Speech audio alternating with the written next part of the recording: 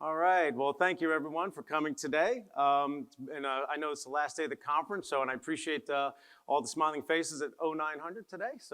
We've got a great panel for you today. So number one, my name is Jerry Parker. I'm Executive Vice President for CACI. I'll be your host and moderator for today. So thank you for coming. We'll be introducing our panel in a bit, but I do want to make just a couple of brief remarks at the beginning. I know you didn't come here to hear me. And came to hear our distinguished guests here. So as we heard yesterday during Secretary Del Toro's lunch keynote, we're in a new kind of fight in the Red Sea. And using his words, it is not normal. Okay, that's one of the things that I think he really wanted to emphasize to us all.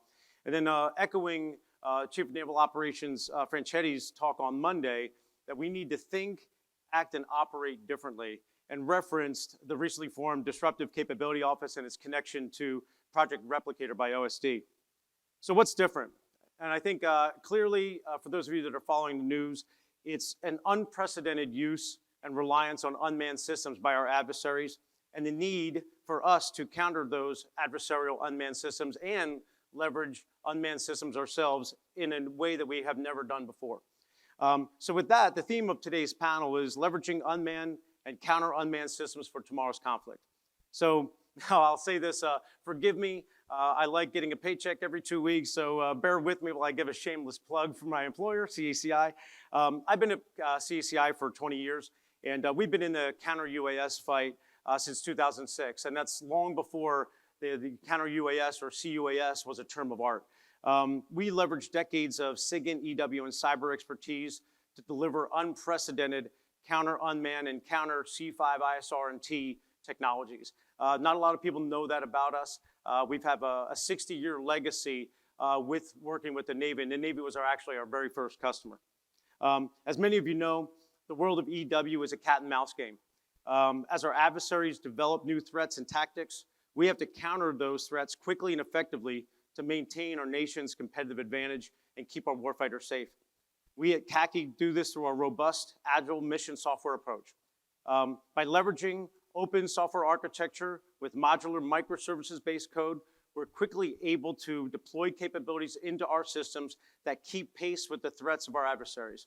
Speed to deliver those capabilities, speed to provide situational awareness, speed in assisting in decision-making, and speed to delivering effects.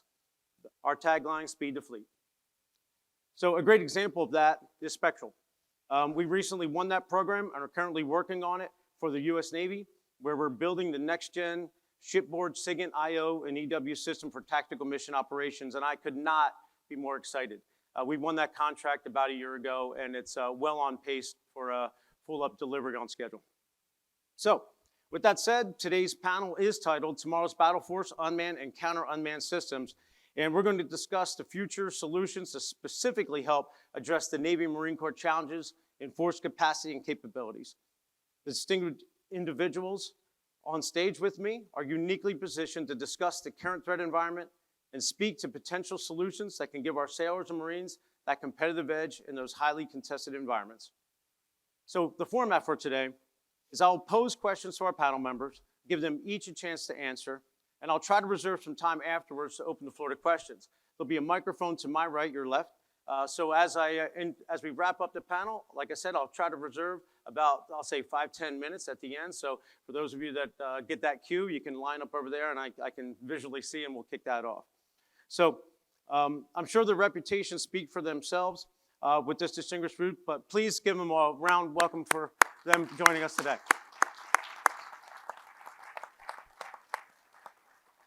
All right, so to my panelists, if you could each give a brief, I'll say, background on yourselves, your role, and some opening remarks. Sir, I'll start with you. Good morning. I'm Vice Admiral Carl Thomas. Just became the Navy's N26, the Deputy Chief of Naval Operations for Information Warfare and the Director of Naval Intelligence. I think what might make me qualified to sit up here is the fact that, and I've been in the job for about a month, but I just came from 7th Fleet. So I was 7th Fleet Commander for over 2.5 years. Getting a chance to look at our pacing challenge out there in the Western Pacific. I did, at one point in my time for my joint job, I ran the Unmanned Systems Task Force, but that was back over a decade ago. And I think we saw unmanned systems proliferate themselves in the Operation Iraqi Freedom and in those type of fights where it was persistent ISR, but it was primarily a permissive environment, and so we made it a permissive environment, and therefore we had persistence. And so we're seeing a different character of warfare in both the Red Sea right now and the Black Sea, and so very excited about the replicator efforts. I see a niche opportunity there to help in our deterrent efforts in the Western Pacific, and so excited to talk to you this morning, and very thankful for the Navy League for putting on a great conference, and for somebody new in the job, for industry being here in large numbers. It helps me to get out and talk to you and learn as I get ready to tackle my job. So thank you. Great, thank you, sir. Admiral Cheever? Thanks, Jerry. Good morning, everybody. Dan Cheever, call sign Zundra. Been the 10th Air Boss for a couple months now. Honored to be here, aligned completely with the CNO and PAC Fleet and our leadership for warfighting, warfighters, and the foundation that supports them. And excited about this topic, unmanned systems. The man-unmanned teaming within naval aviation is a growth industry. It's where we're going. It is the future. And it is very important for our aircraft carriers. So I wear 3 hats. Naval Aviation Enterprise is sort of the business of what we do. Think capability, availability, affordability, safety, and training. And then Commander Naval Air Forces, which is sort of the policy side of what we do. And then Commander Naval Air Forces Pacific Fleet, which is the winning warfighting side of what we do and how we do it. Excited for the questions and excited for the panel. Thanks. Great, thank you. Admiral Small? Hi, I'm Doug Small. I'm the commander of NAVWAR, the Navy and Marine Corps' Geek Squad. About 11,000 people all over the world work in C4I, business systems, networks, you name it. In one way or another, I work for these 2 gentlemen. I also am the direct reporting program manager for Project Overmatch, which is, one of its key things is establishing and expanding this naval operational architecture throughout the Navy to include to unmanned systems. And so that's part of our role, is extending that connectivity to these unmanned systems. Our North Star is a hybrid fleet. And for us, what we want to enable is AI-enabled autonomous vehicles that are also attritable. And that's kind of our corner case. If we can get there, there's a lot we can do. And I really look forward to your questions. Great, thank you. And finally, Mr. Day. Thank you, Jerry. Good morning. First off, thanks to all you for being here. Thanks for the Navy League for hosting us and inviting me to be on this panel. I'm thrilled to be here with such distinguished leaders. About me, I'm just a short kid from Buffalo, New York. I like my chicken wings hot, and I reference the Bills in terms of next year because it's always next year. I've been with the Navy since I was 18. I've been a great career, a very diverse career. I've been involved with development. I've been involved with ship construction, maintenance, sustainment. I've been fortunate enough to be on the staff at ASN RDA. I've been fortunate enough to be a program manager, and very fortunate to be selected as a senior executive and work in PEO IWS. Now I'm in OPNAV N96. I'm the B code there, and we're responsible for requirements and resourcing for surface warfare. Surface combatants, the defensive systems aboard amphibious ships and aircraft carriers, and unmanned surface vessels. I'm exposed daily to the information that helps me understand the threats that that our forces are dealing with, or the challenges our forces are dealing with, and it allows me to set an investment strategy to counter those challenges and set the forces up to win. The threats are getting faster, they're getting more complex, and you couple that with some of the concepts we see going into the future with unmanned surface vessels, with more sensors, more effectors, the data that's coming in, as Admiral Small referenced, sets our operators up for a pretty challenging environment. So it gives me, it's why I'm excited to be here and be part of this panel and talk about that, because that's where I think the investment and I think our focus needs to be. And that's where I'll leave it right there, Jerry. Beautiful. Hey, thank you so much. All right, well, let's get into it. First off, I'll just start by saying, let's talk about the current threat picture globally.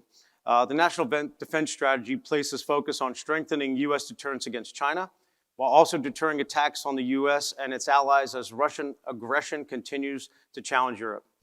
How have the current conflicts changed your thinking about the associated threats and challenges we're seeing, and how have unmanned aerial vehicles and unmanned surface vessels changed the dynamics of warfare? So, Admiral Thomas, if you don't mind kicking us off. Sure. I think I'll start by, it's kind of amazing that it's been greater than 2 years. We're in our third year in this Ukraine-Russia situation. But if you take yourself back more than 2 years ago, the very first major hit was when their Slava, their capital warship on the Black Sea Fleet, took an anti-ship cruise missile hit and went to the bottom. And it really demonstrated the lack of preparedness and capability.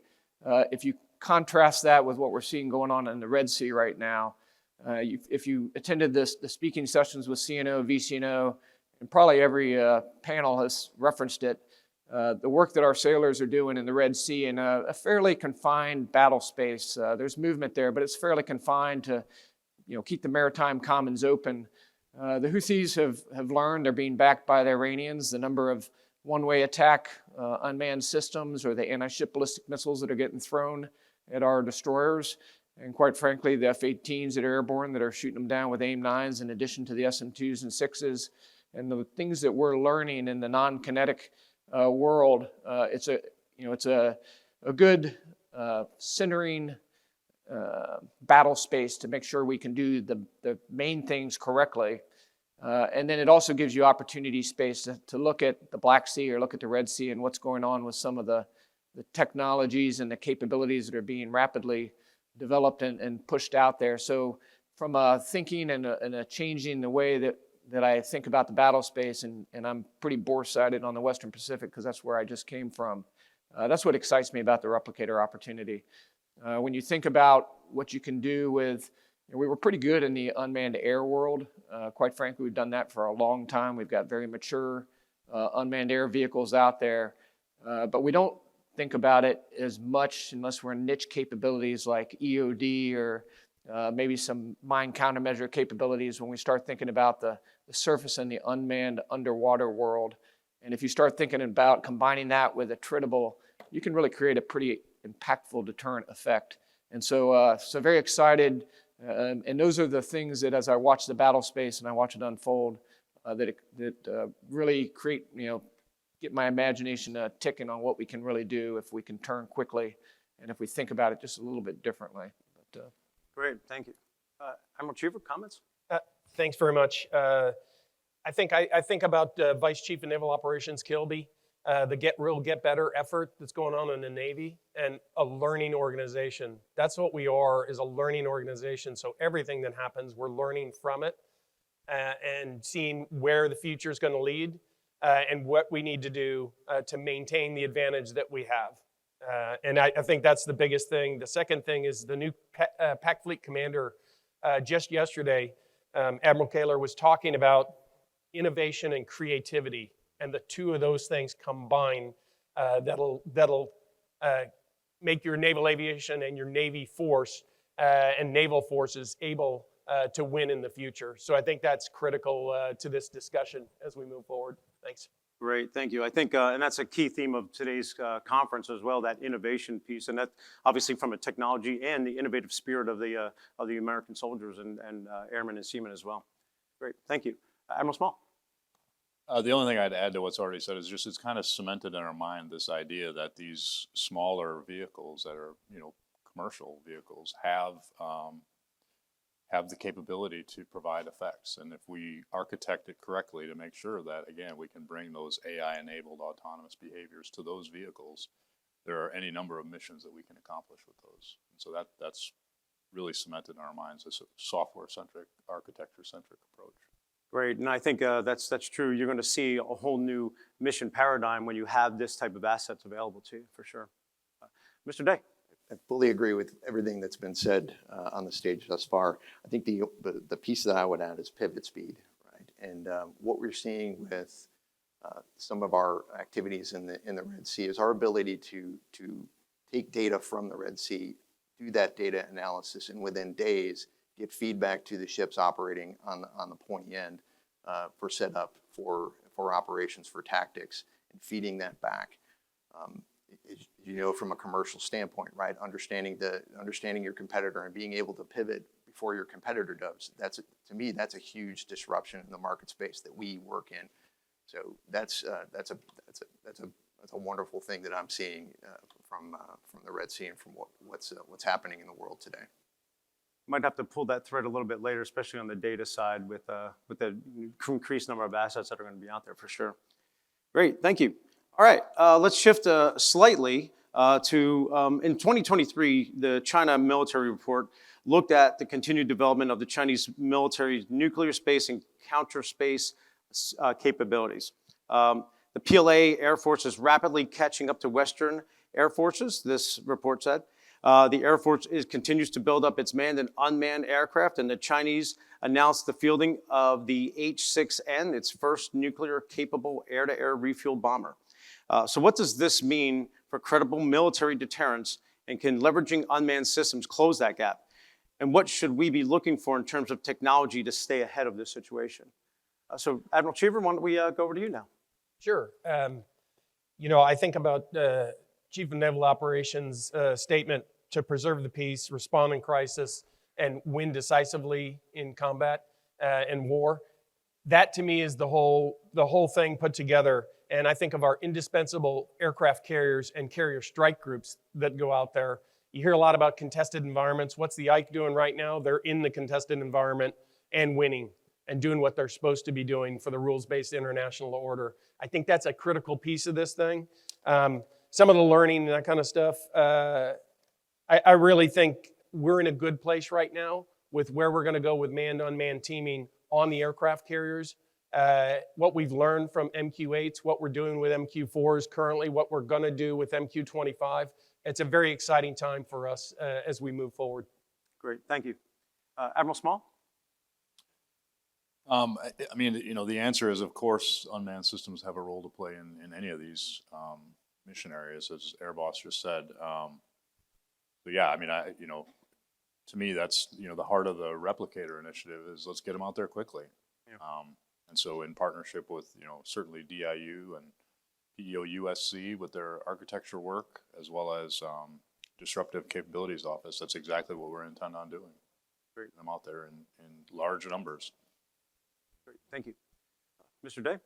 And from a focus area standpoint, I think it's the enabling technologies from a surface unmanned vessel standpoint, autonomy, control systems, C4I, sensors, things that'll go on those smaller form factor vessels. Those are things that I would key in on. But I'd also kind of point out we were all brought up in the world of technicians and having the ability to send a technician to go fix something on a ship. We don't have that beauty when we have an unmanned vessel. So things that we're producing on these ships, which really what they are, we have to think of them in terms of they have to operate for weeks on end without intervention.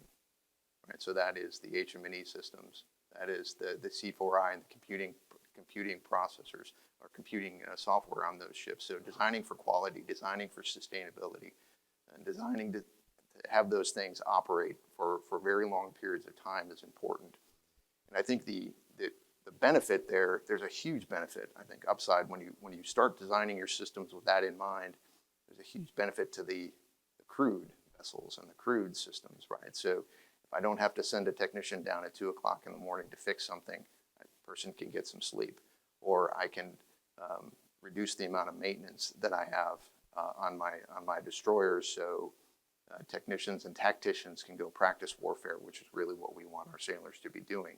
So I think those are some of the areas that I would focus when looking at unmanned. And I think you're spot on, especially with the small form factor. As always, with Moore's law progressing and things shrinking down, you get a lot more capability in those small form factors to take advantage of the proliferation of the smaller unmanned assets for sure. Admiral Thomas. Yeah, I would just add in, so making sense of the environment, sensing and making sense, a great opportunity there in all domains for unmanned. I would say the asymmetric advantages are obvious, that if you can get something and get an exchange ratio that's in our favor, that's a great opportunity that we should be pushing after. And then I was fortunate to be out in 7th Fleet when we did the unmanned deployment of our the Ranger and the Mariner. We had 4 ships that went out there and sailed all the way to the Western Pacific, and then went down to Australia, came back to Guam, and came back. We had one material challenge. It was a diesel engine on one of them, and we replaced it because it was a commercial diesel engine, and it was a pretty quick replacement. So, opportunity to learn and to get to what Under talked about. We're a learning organization, getting out there and actually sending things out so we can figure out what we don't know and how the spectrum challenges, or how to get the authorities to be able to operate in other people's economic exclusion zones and have that spectrum authority was a lesson we had to kind of work our way through. But we did, and the next time it'll be that much easier. And so getting out there with things, testing, trying them out, I think that the project convergence efforts where we're getting out and testing these type of things is the way we got to go, because we'll learn more rapidly. And it's about getting out there quickly. Great, thank you. And honestly, I think there's a piece that I think one of you mentioned, the sort of a rules of engagement aspect of this thing with autonomy. When you have these proliferated assets out there, you have to refine those rules of engagement when you can engage those assets in, and I'll say, a dynamic warfighting environment. Great. So with these new dynamic global conflicts, we're seeing a much more accelerated pace of technological change and the expanding impact of the information environment. Outpacing these threats is of vital importance in the EW and cyber domains. What are some of the barriers that we are facing to stay ahead, and how do you feel the host of innovational efforts currently underway within DoD will help overcome some of them? And also, what can industry do to help? So Admiral Small, I know this is probably right up your alley, so why don't we start with you? I'd say that, the way we approach innovation, which is a often very much overused word, is try by doing. Start with something small, bring operators in a true DevOps model, demonstrate something, and then improve on it rapidly. Just iterate on it, and just keep iterating until you have a capability that's ready to go to war. So that's kind of been our approach, and through that we've kind of established two different things. When I talk about AI-enabled autonomous missions, so on the AI side, we've worked with, say, a piece of software that does automatic target recognition. How do you get that to an edge device and then update it based on what it's seeing in situ? Or how do you make sure that it is behaving the way you trained it when you had it connected to all the data? All those things, we're iterating on those. So that machine learning operations pipeline, right, we have prototyped and have that operating in our cloud environment. On the mission autonomy side, we've set up a proving ground to actually measure how well do these algorithms close on, let's say it's a find, fix, track type thing. How well do the algorithms work across vehicles to close, no matter what vehicle it is in any domain? Vehicle agnostic, computing architecture agnostic. We try to abstract everything and just focus on the software and get that out there quickly. So that's been our approach. Again, iterative DevOps model to deliver capability. Yep.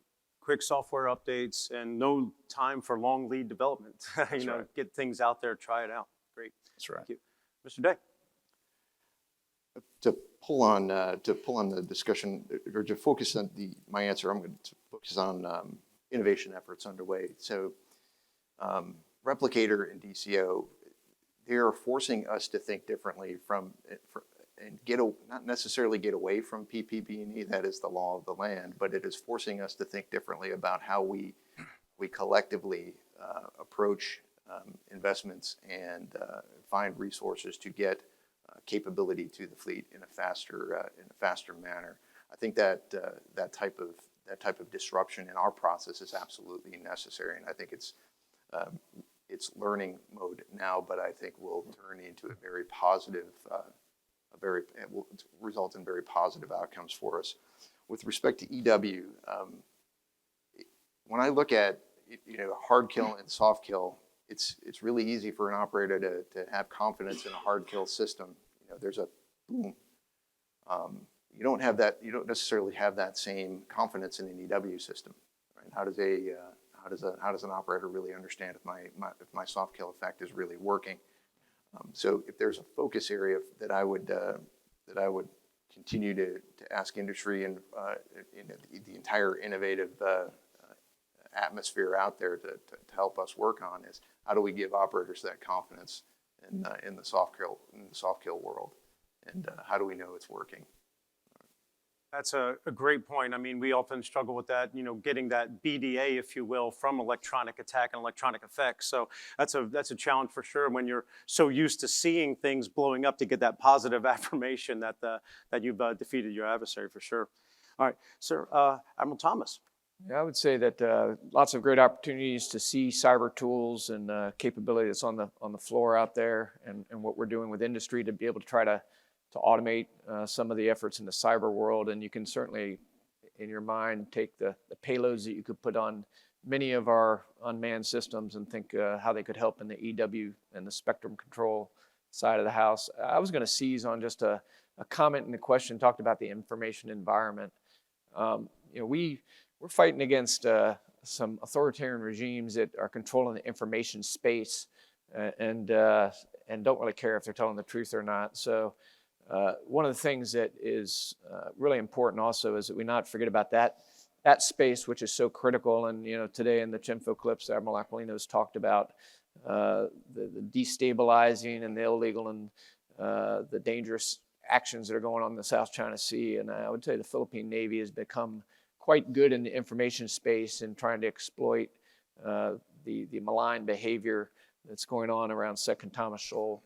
And so we can't forget about that domain and that information environment, which is also part of this as well. So there's a lot of opportunity in cyber and in EW to combine this unmanned effort and create sanctuary, create maneuver. So excited about it. Thank you very much. Cheever. Thanks. So I see us knocking down a lot of barriers. DepSecDef doing the replicator sort of effort is knocking down a ton of barriers for us and moving at speed. CNO, more players on the field, is knocking down barriers left and right. Admiral Paparo, the art of possible out there in the Pacific, and what KT did while out there and what currently Admiral Kaler is going to continue doing out there is really moving at speed. And it's pretty exciting to be part of it and watch how fast this stuff's moving. You asked about industry, you opened that door to me. Sure. So I'll say for industry, get to quantum first. Cost, schedule, and performance is what we absolutely need. And then think about our sailors as you think as much about tech and systems. Think about the sailor that has to input things into the data and other things to make their life easier, faster, better. Maintenance and data input. Efforts like that, they're a little less sexy than the shiny object thing, but they are critically important because your free-thinking sailors and Marines are the ones that really are your secret weapon out there. And if we can enable them to a degree that we haven't seen before, then I think we free up our real power. And I'm excited to go that way and to team with industry on those efforts. Thanks. It's fantastic. Make their job easier. Let them, enable them to innovate. Great. Outstanding. All right. So let's talk a little bit about the use of AI. I know we mentioned it in some of the comments already. But a significant use case for AI is how it can be applied to reduce that cognitive load on the humans that are in that decision loop. Officers in combat often have to wade through numerous threats coming toward the ship and make split-second decisions, employ weapon systems, electronic warfare systems, etc. Can you share a few thoughts on what the pure adversary's capabilities are, and what should we be considering for machine autonomy and combat engagement specifically? So, Mr. Day, why don't we start off with you? Okay. It's probably no surprise. The world is getting more complex, and it doesn't really depend on an adversary. Bigger, faster, more complex raids, increased confusion, additional offboard sensors, and eventually effectors. You combine all that and watch teams' margin of error and decision time is greatly reduced. Our adversaries, as you probably well know, have designed their militaries to go after our strengths, our traditional strengths. I think of it from a football coaching paradigm. You kind of handle their strengths and you find their weaknesses. Across the world, we've seen more advanced autonomous systems, faster, more aggressively maneuvering threats, swarm tactics, and more complicated RF spectrum. Not to mention, as we've talked about a few times up here already, cyber warfare, which could affect our communications and perhaps maybe some of our infrastructure. With unmanned systems, and when you combine that with some of the amazing technology we're bringing with Aegis Baseline 10 and SSDS Baseline 12 that integrates SPY-6 and Slick 32 V7, you're bringing more information to the tactical decision maker than we've ever had to deal with in CIC. And those warriors who are sitting in CIC, they have variable cognitive loads, right? Admiral Small has a much higher cognitive load than I do. True statement.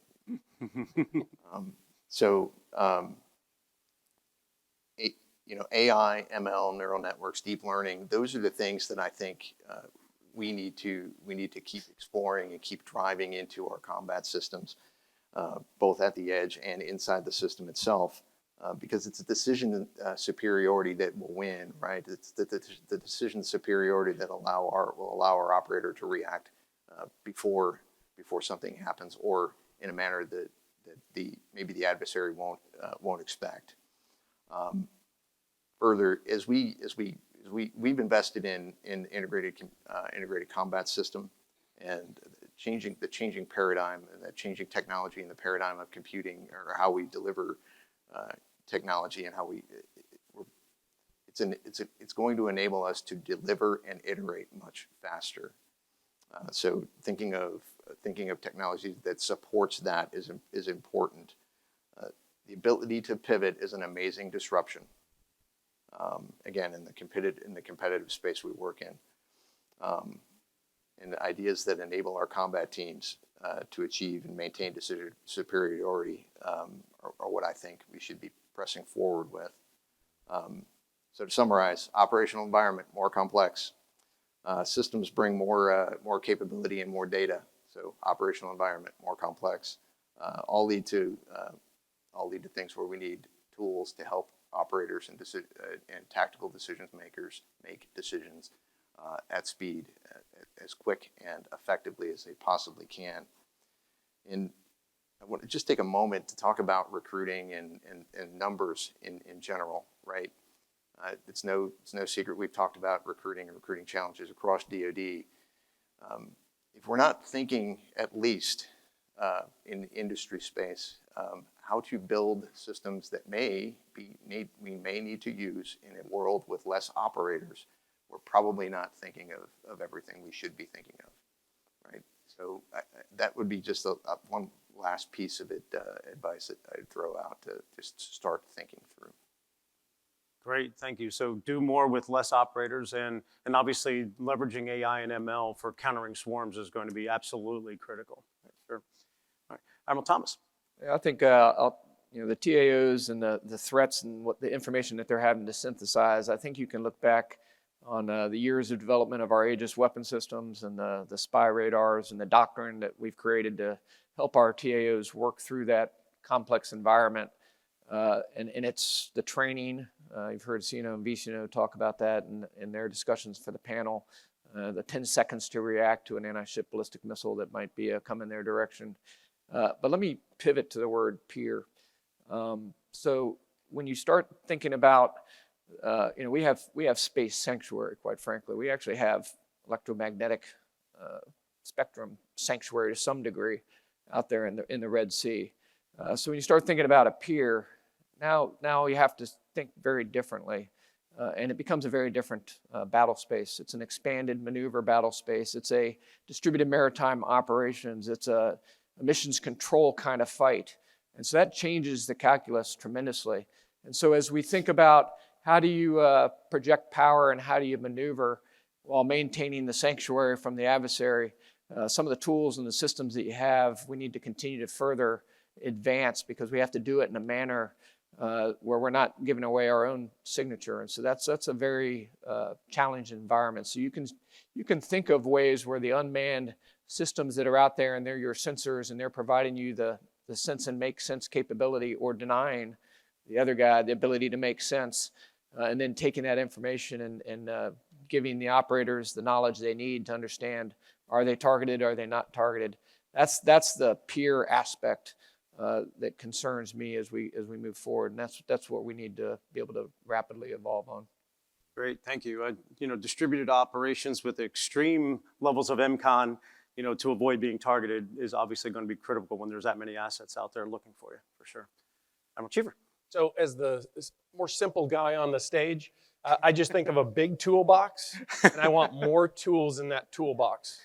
So I need a bunch of things in there I can grab and use, and there's an insatiable appetite out there with our officers and enlisted that actually fight these systems. I watched the 4th and 5th generation aircraft teaming with unmanned teaming with all the systems, all domain warfare, and I see our young officers not blinking at that challenge, if you will, and they actually are excited about it, operating with all simultaneously. The easier we can make it for them, the better. If it's autonomous and, it used to be the human in the loop kind of thing. Now it's human on the loop kind of thing. And it really will get us to the next generation of winning warfighting toolbox that we can use. So I'm excited about it. I don't know a ton about it, but I am excited about it because I see our young warfighters that can use this to win in war. So I'm really excited about where we're heading in this. Yeah, I think the hybrid teaming solution that we talked about and the ConOps behind all that, obviously a lot of work to be done, but obviously the wave of the future for sure. Admiral Small?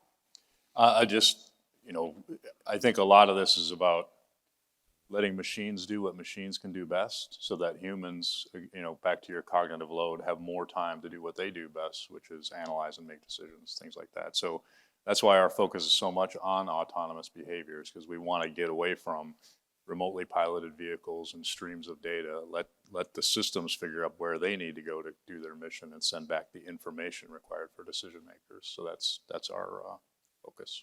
Beautiful. Perfect evolution, like you said, from remotely piloted to being completely autonomous for sure. Great. Well, thank you. All right. So the U.S. faces a diverse, growing challenges in cyberspace, and the DoD cyber strategy outlined how DoD is maximizing its own cyber capabilities in support of an integrated deterrence and employing cyberspace operations in concert with other instruments of national power. Now, I know that we don't want to touch on anything too spooky here, but how does the Navy and Marine Corps integrate EW and cyber effects on manned and unmanned systems, as well as operationalize and automate that counter C5ISR&T? And do you believe an acceleration is required in this area? So why don't we go with Admiral Thomas? Start at the top again. I become the first guy on this question. I think when I think about the cyberspace, clearly we've got some brilliant cyber operators that are getting some great training. They're getting toolkits to be able to explore the cyberspace, if you want to think about it from an offensive perspective or even in a defensive to protect our own information networks. And so those tools and those payloads that we're using, can't really talk much about them in detail, but the training and the ingenuity of our young sailors is pretty eye-watering, and as this is a fairly new space for me to work in and be responsible for, learning a lot about it every day. But certainly from a cyber perspective, and we think about unmanned systems, being able to harden them, being able to prevent and to secure our own systems so that they don't get taken off the playing field is really important. And I've got high confidence in Doug Small and his team and in our Nav Airs and Nav Seas and Nav Wars of the world to ensure that we're thinking about that and hardening.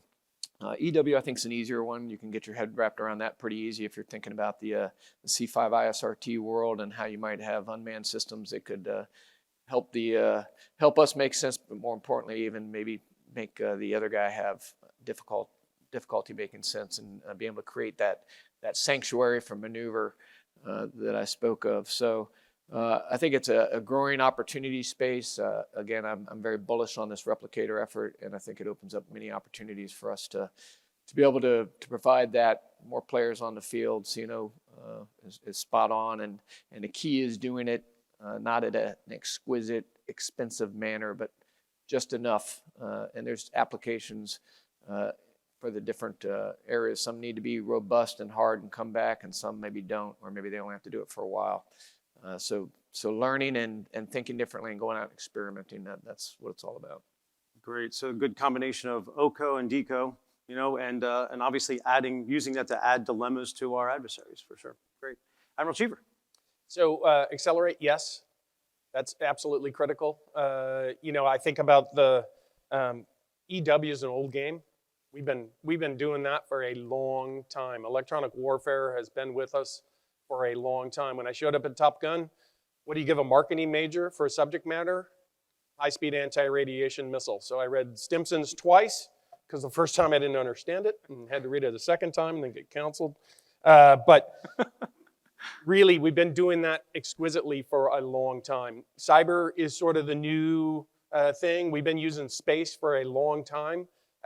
So this is just a little bit of new with a lot of bit of what we've been doing for a long time, and it is to good effect. I watch what Clapperton's doing over at 10th Fleet, and I'm really excited for that partnership. I look at what our joint partners are doing, excited, because everybody's pitching in for the whole fight, for the joint force, for the global Navy, and for the global joint force.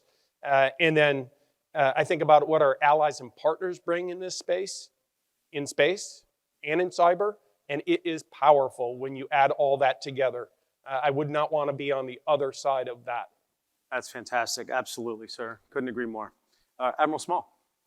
I would just add, I think, you know, for unmanned systems, I think, you know, EW, cyber-related mission areas are sort of the killer app, if you will, for unmanned systems. And I just think that is the growth area. We're focused in a lot of different mission areas, but that one there, I think, is absolutely critical.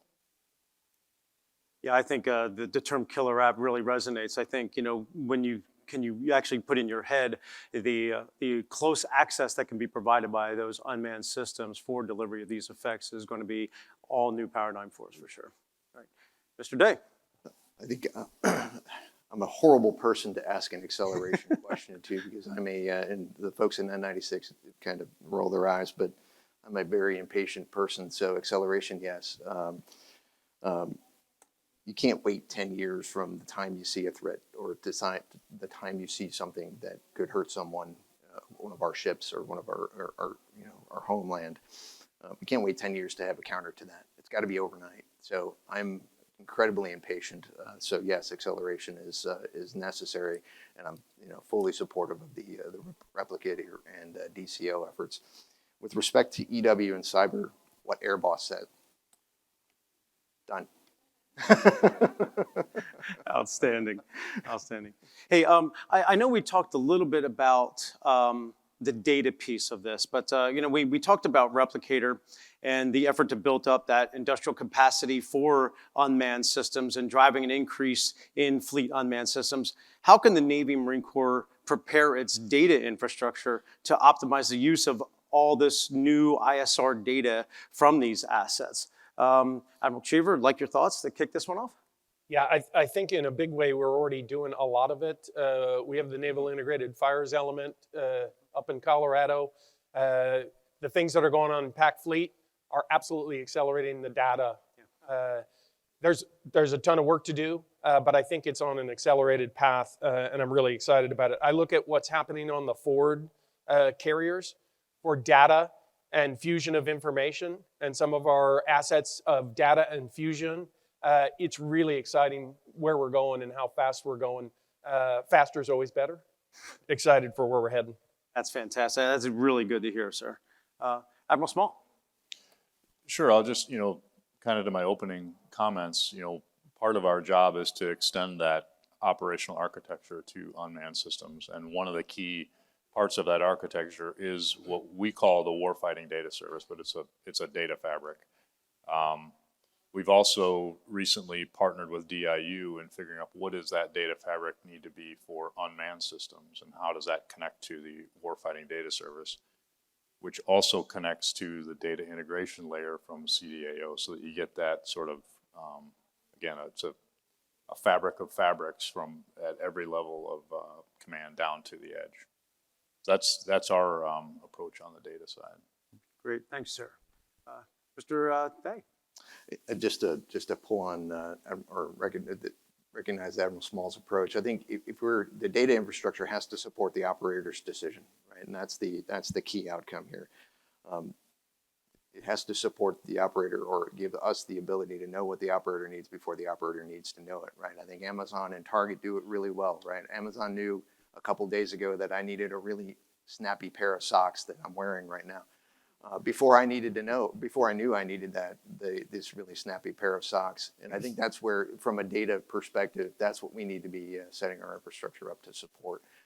How do we, when data should be kind of predictive in telling us what we're seeing in the real world, and allow us to make changes in the combat system or make changes in our sensor systems to exploit what we're seeing and get that to the warfighter faster. Again, that's the disruption that I'm looking for. Great, thank you very much. And Admiral Thomas. Yeah, I would just say that data is an observation in point in time, and when you start taking several pieces of data and fusing them together, you start to get some information. But it's when you analyze it from a pattern perspective, or when you provide context to it, that's when you start getting knowledge. And so what Doug's doing with his battle management aids and the software, and then as you look across our maritime operations centers, whether it's at the pack fleet level or the numbered fleet level, or even on an aircraft carrier, which I view as a mobile survivable MOC, Maritime Operations Center, and then across the Joint Force to our Air Force and Army brethren. It's that information and it's that knowledge that we share that's important. So all these sensors and the data that we're gathering, it's the context that matters, and it's the software applications and the tools that can provide the users the information they need to know, is which I'm most excited about, and what Doug and the team are working on. Got you. So more edge processing, software at the edge to provide more information, and outside of just the raw data stream. Gotcha. Great. Thank you very much.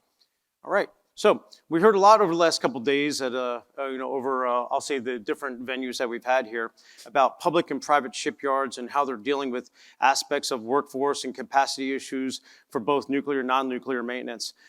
Does the desire for unmanned vessels and systems complicate the capacity issues, and what can industry do to help with this situation? Why don't we start with Admiral Small? Sure. I think if we go to CNO's discussion on more players on the field, and whatever we can do to get more players on the field, that needs to be our focus. I don't know that it necessarily complicates issues. It opens up a whole new set of industrial players, and our job is to figure out how to get them on the field and not disrupt the other parts of the Navy. Great, thank you, sir. Mr. Day. Yeah, great question. Ships in yards are not ships available for tasking. Less available for tasking means we're gonna skip maintenance on the ships that we are using, and we're gonna find ourselves kind of in this perpetual cycle of ships that are stuck in maintenance. I see unmanned as a help, and I see some of the outcomes of CTF 59 as a great example of how the unmanned technologies can help in kind of giving us that more players on the field effect at speed and at scale, right? So absolutely. Great, thank you. Admiral Thomas.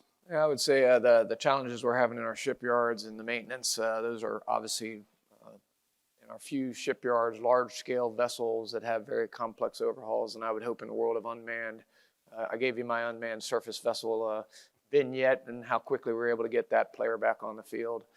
So as you build in reliability, we have things that have been out there persistently sensing for quite some time. I think that's just got to be built in depending on the mission. Some of them have to have that persistent reliability because they're out there long duration sensors, and some of them we don't need to have that much reliability because we're going to go send it somewhere and it's going to go blow something up. So yeah, I don't see it stressing the existing infrastructure that we have as much as maybe you could. We got Triton, and we have things that are more like airplanes that clearly are going to compete for some of the demands. But I think the space that we're talking about today, I don't see it stressing it. Great. Admiral Chief? I'll just say committed to working with the team and learning and improving to get to world class for what we do in the shipyards and across the force. I think there's room for everybody, no matter what it is. I don't think it's a trade. I think there's room for everybody in the shipyards and unmanned systems and the whole 9 yards. It really is a growth industry, if you will, and the place we all need to go. Great. And obviously the human capital aspect of that, for having qualified people to support those new technology systems that are coming out there is going to be critical into the future. All right, so in the interest of time, what we're going to do is I'd like to go around the horn, do some closing remarks, and that'll give about 5 or so minutes for questions. So Admiral Thomas, why don't we start with you? Just very, very quickly, very excited in this opportunity space that I find myself. I like to say I own the lightning bolts between the platforms that we're purchasing, and I think it's a really important space to be able to turn inside and be able to create the decision cycles that are necessary as we face a peer competitor out there. And so excited to be in the job, excited at this way we're thinking, the players on the field discussion that CNO has evolved, the war fighting first, that she always been heard, war fighting, war fighters, and the foundation that supports it, she always puts war fighting first. And so I am glad to be able to serve as the N26 and to be able to help work the requirements that we need to be able to get out there and fight and win. And if we do it right, we'll deter. And thank you for having me as part of the panel. Great. Thank you, sir, really. Admiral Cheever. I think I'll just wrap with the sort of the global Navy piece of this. I think about what the Ford did for about 8 months out there on point, first deployment, really successful deployment, amazing, indispensable aircraft carrier. Truly, if everybody knew the full capability and capacity, it would scare you if you were on the wrong end of that thing. And it brings a strike group and all domain capability of our force when it goes. And then I think about what's the Ikes doing currently, what the Ronald Reagan does as their forward deployed naval force, what the Vinson did out there, what the Theodore Roosevelt strike group is doing out there right now. And it is the rules-based international order for free folks to make sure that the rules-based international order is solid and that we are ready to win decisively in war. And I think all that, inside my job, treatment of our sailors is one of my number one, sailors and civilians is one of my number one efforts. The other effort is safety. And I think those pair really well together because I think safe operations are what you need to be able to do even in the most complicated environments out there. Great. I mean, just to echo Secretary Del Toro's comments, we have a very formidable Navy. Don't mistake that for 1 second. Admiral Small. Yeah, it's a pretty awesome Navy. I will just say, the reason why we have these panels, the reason why I'm here is, again, to communicate with the industry and make sure that you know exactly what it is that we're looking for. If you want to get connected to the NavWar team, my email address is douglas.small@navy.mil. Please get in touch with me and I will get you connected with whoever you need to get connected with. We have contracts that span from MAC type arrangements to other transactions to commercial solution openings through DIU. If you want to learn about the OT, we have a project called the IWRP. The NIWC LANT team is over in the IW Pavilion. Go talk to them because those are the tools that we use to get to the teams that we need to get these software solutions out there. And I really do mean software. That's what we're looking for. Too many times we'll issue something through one of those devices and say, hey, we want people that want to work on algorithms and software for autonomy. And the response we get is, here's our vehicle that already does that. And we're like, no. We just want the software parts. There's only a handful of companies out there that have been really responsive. So I ask you to think about that because the world of developing the vehicles is moving so fast. What the Navy needs to stay awesome is take the software and goods and put it on any new vehicle that comes along. That is our approach. So for NavWar and Overmatch, that's why we're really focused on software. That's what we really want from you, but we need a lot of help. Thank you. That's great, sir, and I appreciate the outreach efforts there, 100%, and could not agree more that, software that's, platform agnostic is key to getting capability out there quickly, for sure. Mr. Dick. First, thank you for having me here today, and I'm grateful to be here. And again, thank you, folks, for just your inputs were awesome, and I really loved hearing you guys talk today. Just like aviation in the 1940s, unmanned is here to stay. Counter unmanned is here to stay. That's a good thing. It forces us to think, act, and operate differently, and that's what we need to do. And the time is right to do that. I mentioned decision superiority. I'll mention it again because I think it's that important. In a fight, decision superiority is what is going to separate the winner from the loser. It's a necessity. It's a necessity, and it's a necessity for us to get that right, and it must be highly accurate. I want to pull on two things that were said in other closing remarks. I think from a design standpoint, design for self-sufficiency. Your target audience is an 18-year-old kid at 2 in the morning. Right? That's who we should be building our systems for. That 18-year-old kid who's under intense pressure to get whatever's broken back online. That's the person that's the person we're supporting. Design for upgradability. Admiral Small said it very well. No boutique hardware, right? Maybe on a sensor, I can maybe understand that, but no boutique hardware. We need to design for upgradability. And design with quality. Again, I mentioned earlier, whatever we're producing, whatever we're putting on the field, if it's an unmanned system, it's got to work, and it's got to work for potentially weeks on end. And the benefit of that can be drawn across everything we do in the fleet. Our investments, the things we're investing in over the last several palms are positioning the surface force and the surface enterprise to deliver at speed and scale. So just like Project Overmatch and the Armory and being able to move at the speed of relevance, we are positioning the surface force to do that as well. That's what we need. We need to deliver capability when we need it, not 10 years later. It's why I love working in this business. It's because I know that this is the team that can do it. It's what we do. We rise to challenges. I've read about it in the history books, and I've seen it with my own eyes. And this is an exciting time to be here, so embrace it. Great, thank you so much, and couldn't agree more. We can't wait 12 to 18 months for upgrades. They have to happen now, right? The world's moving too fast, for sure.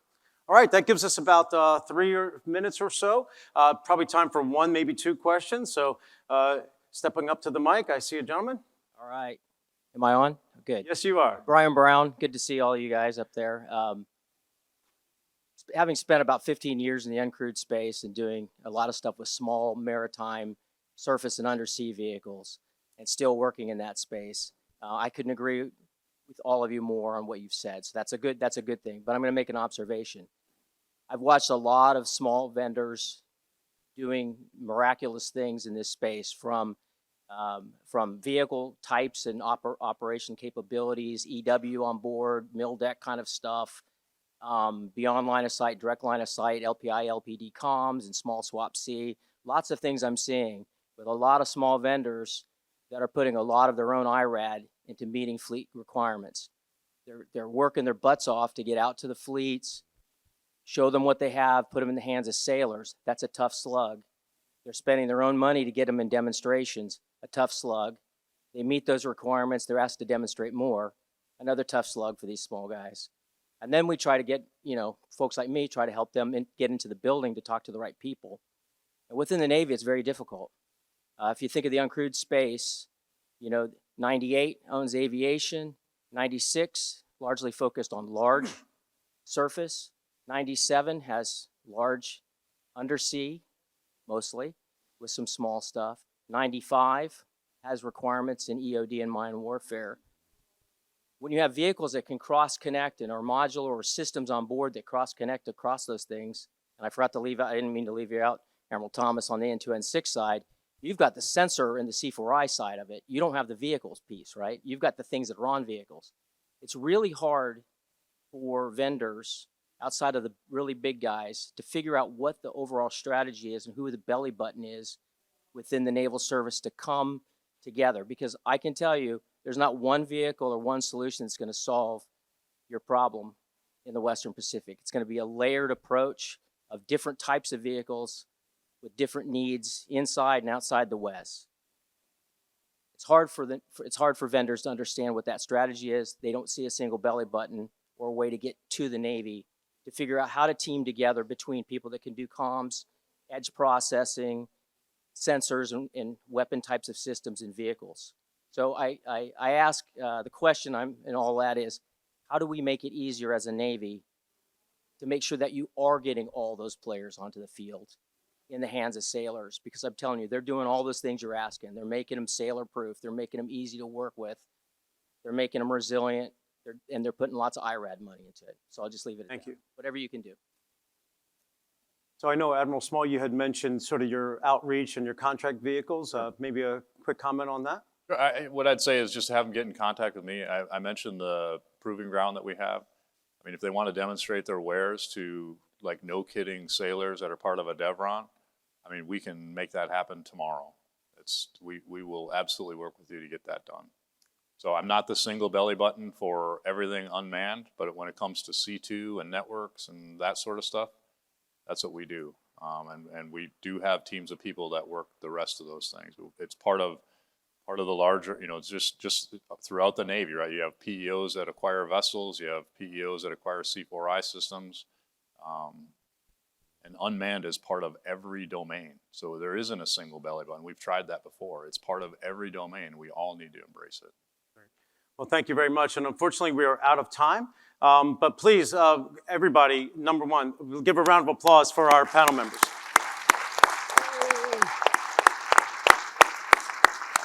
And please let me just say, it's been an honor and a privilege to be up here with you today. And I could not have asked for a better crew of folks to be up here with today. So thank you very much, gentlemen. Appreciate it. And thank you very much for your attendance today. Thank you.